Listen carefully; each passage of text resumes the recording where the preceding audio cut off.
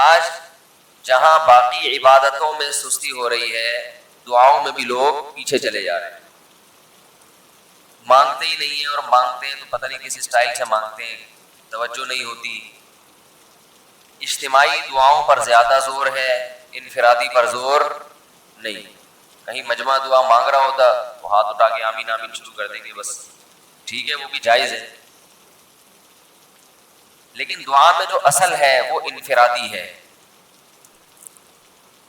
دیکھیں، جب آپ کسی سے اپنی حاجت پوری کرنے کے لیے، کچھ مانگنے کے لیے جاتے ہیں تو اکثر آپ کی کوشش ہوتی ہے کہ اس سے اکیلے میں ملو۔ اکثر کوشش کیا ہوتی ہے؟ سب کے سامنے نہیں، بلکہ آپ اس کو لیں گے، بھائی تھوڑی دیر کے لیے ذرا مفتی صاحب آپ سے کام، ایسا ہی ہوتا ہے نا، ذرا چھاؤں میں آ جائیں تھوڑی دیر کے لیے۔ لوگ کہتے ہیں نا، مفتی صاحب کہہ رہے ہیں بھائی یہی پوچھ لو، کہہ رہے ہیں ذرا سائڈ پہ آ جائیں۔ سائڈ پہ جانے کے بعد پھر آپ کہتے ہیں یہ مسئلہ ہے، فلانا مسئلہ ہے، ٹھکانا مسئلہ ہے۔ تو سائڈ پہ لے جانے سے بعض دفعہ یہ بھی ہوتا ہے کہ سب کے سامنے آدمی اپنی بات نہیں لانا چاہ رہا ہوتا، اور بعض دفعہ یہ بھی ہوتا ہے کہ میں اپنی بات توجہ کے ساتھ سنا سکتا۔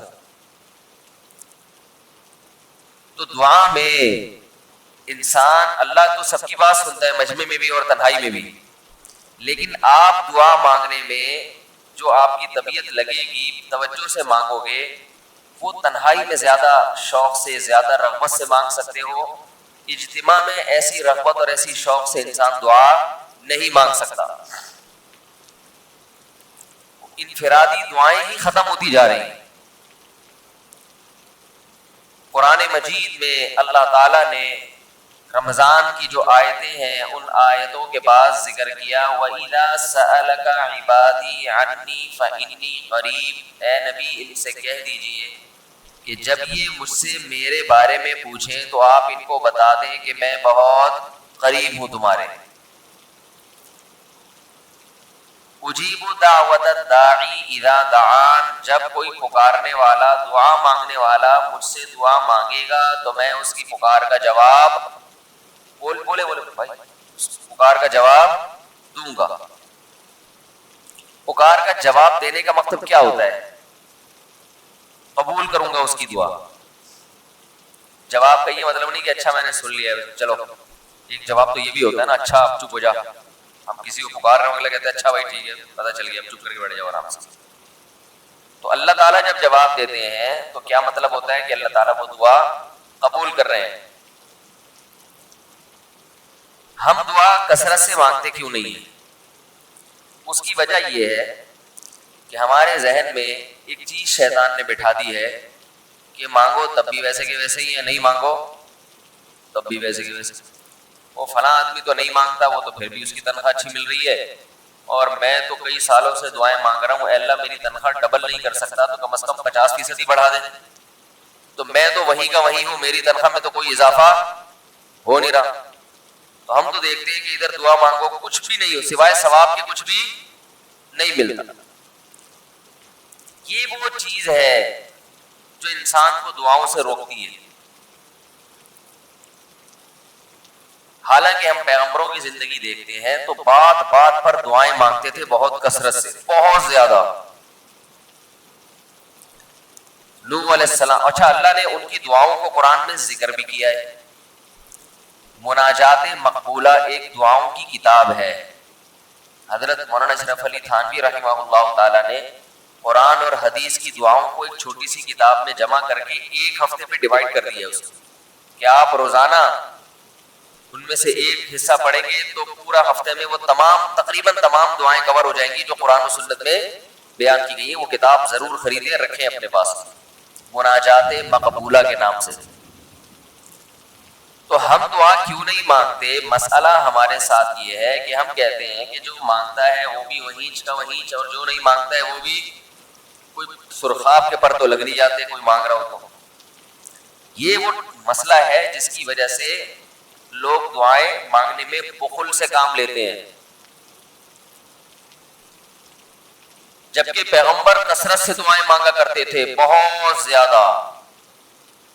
جو پچھلی آسمانی کتابیں ہیں ان میں لکھا ہوا ہے کہ یعقوب علیہ السلام اتنی کثرت سے دعائیں مانگا کرتے تھے کہ سجدے میں جا کے کہ ان کے یہ جو گھٹنے ہیں اور سر میں سخت نشان بن چکے تھے، وہ اکڑ جگہ زمین پہ لگ لگ کے سخت ہو جاتی ہے، تو اتنی کثرت سے دعائیں، اتنی کثرت سے دعائیں. ہم نے جن بزرگوں کے ساتھ ٹوٹا پھوٹا وقت گزارا ان کو دیکھا کہ وہ دعا بہت لمبی لمبی دعائیں مانگا کرتے تھے، بہت لمبی. ہمارے شیخ کے سامنے جب کوئی آیا کرتا تھا دعا کے لیے کہتا تو ہاتھ اٹھائے بغیر ویسے ہی اس کو ایک دعا کا جملہ کہہ دیا کرتے تھے. کسی نے کہا کہ آپ ہاتھ اٹھا کے اس کے لیے دعا کیوں نہیں مانگتے؟ تو فرماتے تھے کہ جب میں ایک دفعہ ہاتھ اٹھا لیتا ہوں تو پھر اتنی آرام سے نیچے گراتا نہیں، کیونکہ پھر اللہ کے دربار میں اب ہاتھ اٹھا لیے تو پھر تو ایسا ان کا دل لگتا تھا، مانگتے چلے جاتے تھے، مانگتے چلے جاتے تھے. تو بات یہ ہے کہ جب یہ یقین پیدا ہو جائے کہ جس خالق نے ہمیں پیدا کیا ہے اور جس نے ہمیں مانگنے کا حکم دیا ہے اس کے سامنے جب ہاتھ اٹھا کے گڑ گڑائیں گے تو وہ تھوڑا نہیں دے گا، وہ دعا لازمی قبول کرے گا اور وہ لازمی ہماری مانگی ہوئی چیزیں ہمیں عطا کرے گا. یہ جذبہ اور یہ نیت جب انسان میں پیدا ہو جائے تو پھر اس کا دعاؤں میں دل لگتا ہے. کیسے نہیں لگے گا؟ آپ سوچیں کہ آپ کو کوئی بتا دے کہ یہ جو سیٹھ صاحب ہیں بہت بڑے، آپ جا کے ان سے مانگو، یہ ٹائم نکال کے بیٹھے ہوئے ہیں، جتنا مانگو گے جو مانگو گے یہ دیں گے. تو اب آپ بتاؤ، آپ یہ کہو گے کہ میرے پاس مانگنے کا ٹائم نہیں ہے، ایسے موقع پہ آپ یہ کہو گے؟ آپ جائیں گے اور بسم اللہ کر کے شروع ہو جائیں. آپ بولیں گے سر یہ مجھے 10 فائلیں چاہیے بحریہ ٹاؤن کی. آپ سوچو کہ 10 نہیں ملی تو 9 تو مل جائیں. سر مجھے یہ بھی چاہیے، مجھے یہ بھی چاہیے، مجھے یہ بھی چاہیے، اور آپ کو یقین ہو کہ یہ دے رہے ہیں، تو آپ کبھی بھی کنجوسی سے کام نہیں لیں. پھر آپ یہ نہیں کرو گے کہ آپ مانگتے ہوئے جو ہے نا اس سے آپ جب مانگ رہے ہو تو آپ کی کبھی ادھر دیکھ رہے ہو، کبھی ادھر دیکھ رہے ہو، کبھی ناک میں انگلی گھما رہے ہو، کبھی سر میں کھجا رہے ہو. کوئی آ کے اس دوران آپ کو چھیڑے گا تو آپ کہو گے یہاں سے دفع ہو جاؤ. میں کام کر رہا ہوں، ایک بندہ سخاوت جوش میں آیا ہوا ہے ابھی اور فائلیں بحریہ ٹاؤن کی فری میں بانٹ رہا ہے. اس نے کہا بھائی جتنی مانگو گے دے دوں گا اور جو مانگو گے دے دوں گا. تو ابھی تو میرے پاس ٹائم کم ہے، مقابلہ بہت سخت ہے. اور پھر اس میں آپ کو الفاظ بھی خود بخود آ جائیں گے، کس طرح سے سمجھانا ہے.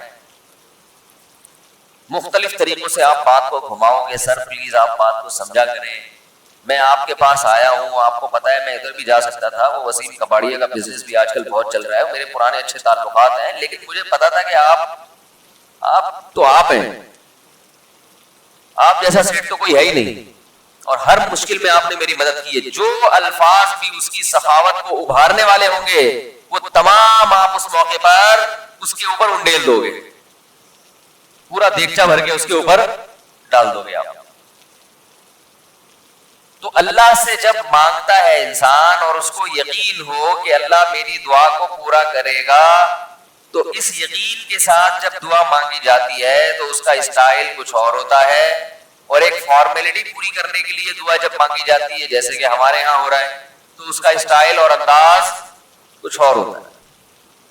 ہمارے ہاں دعا پڑھی جاتی ہے، مانگی نہیں جاتی.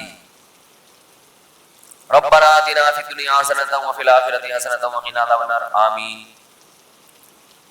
اور کہ ربنا ظلمنا انفسنا وان لم تغفر لنا وترحمنا لنکونن من الخاسرین آمین. یہ دعا مانگی جا رہی ہے یا پڑھی جا رہی ہے؟ تو پڑھی جا رہی ہے، آمین بھی پڑھا جا رہا ہے اس پہ. تو اللہ نے ہمیں یہ نہیں کہا کہ اقرأوا الدعاء عند ربکم، اپنے رب کے سامنے دعائیں پڑھا کرو. اللہ نے کہا ادعوا، مانگو، پکارو، مانگو اس سے. بھکاری جیسے بھیک مانگتا ہے نا، لوگ کہتے ہیں مانگنے کا کیا طریقہ ہے؟ بھائی جو بھکاریوں سے پوچھو بھیک مانگنے کا کیا طریقہ ہے. بھکاری اکثر ان پڑھ ہوتے ہیں، جو پڑھے لکھے بھکاری ہوتے ہیں پھر وہ IMF سے مانگتے ہیں، وہ چھوٹی موٹی چیزیں نہیں مانگتے.